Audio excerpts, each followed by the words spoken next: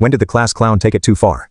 There was this one guy in our class, Jake, who could make anyone laugh, even on the worst days. He had this habit of pushing everyone's buttons, including our history teacher, Mrs. Thompson. She was a no-nonsense kind of teacher who kept things strict. But Jake, he was always cracking jokes, pulling pranks, or doing something ridiculous to get a rise out of her. One day, Mrs. Thompson had enough. After Jake's constant disruptions, she finally warned him. Jake, one more stunt and you'll be out of here. But Jake didn't take her seriously. He thought he could get away with anything. So the very next day, when she started teaching about the Civil War, Jake pulled out a giant bag of popcorn and started munching loudly, making it impossible for anyone to focus. Mrs. Thompson stopped mid-sentence, stared at him, and said in her calmest voice, "Jake, I warned you." Jake, of course, couldn't resist, so he smirked and said, "Come on, Mrs. Thompson, you're teaching history, not a movie." I figured a snack was appropriate. The entire class laughed, but then something unexpected happened.